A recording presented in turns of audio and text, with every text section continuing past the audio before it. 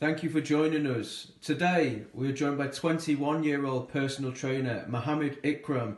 We're going to be discussing a range of issues today, including fasting, dispelling some of the myths associated to the fitness industry, and how to go about sustaining that commitment, which is so crucial. Muhammad, first things first, have you ever fasted in the past, and is that from a religious aspect or from a fitness aspect? Yeah, I have fasted in the past. Fasted in Ramadan, so we fast for 30 days from dusk till dawn. It would be breaking our fast around 9:30 at night. We wouldn't have no water, no food in between that time. So when we do open our fast, we can eat whatever we want. A lot of people go down the wrong route where they have a lot of fried foods, fatty foods, and therefore they feel very lethargic and sluggish. Yeah. So you want to make sure you get the right nutrients, even in that fasting period, because it'll be very beneficial for you in the future. And many leading fitness figures nowadays sort of incorporate fasting into their regimes. What are actually some of the pros of fasting? Why do they do that nowadays? Fasting does help you lean up.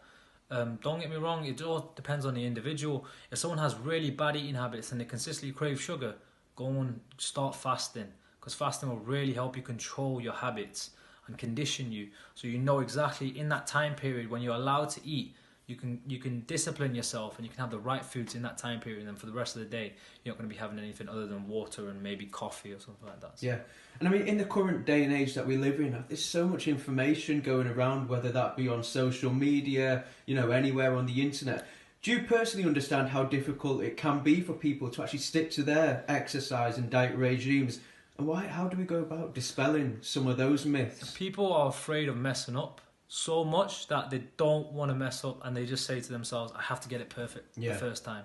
So what they do is they go and research a million times, and they end up never doing anything because they're trying to be a perfectionist.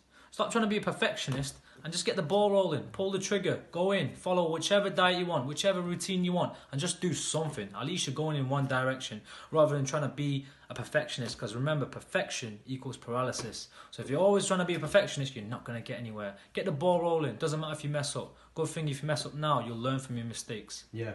I mean, you touched on it then, but do any other matters come to your mind, that are actually one of the reasons why people fail to sustain that commitment? Yeah, priorities. Everyone has a different lifestyle, so it all depends on the individual. If someone's living a very busy lifestyle and he's stressed out with work and his family and stuff like that, I have to make a workout program according to his lifestyle. I can't put someone on low carbs if they've been through a very stressful life, because they probably won't be able to follow it. I have to custom it to their lifestyle, and then we'll see what happens from there. So it all depends on priorities as well.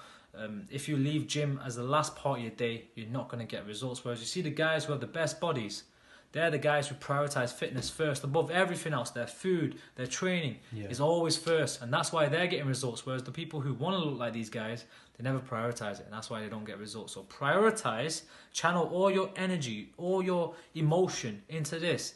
Make this your top priority. Guarantee you're going to get results. But it's all about priorities. Yeah. Thanks for that, Mohammed. That's been very, very informative and very insightful. I'm sure a lot of our viewers have taken quite a lot for that today. So thanks for your time. No problem. And we'll see you soon.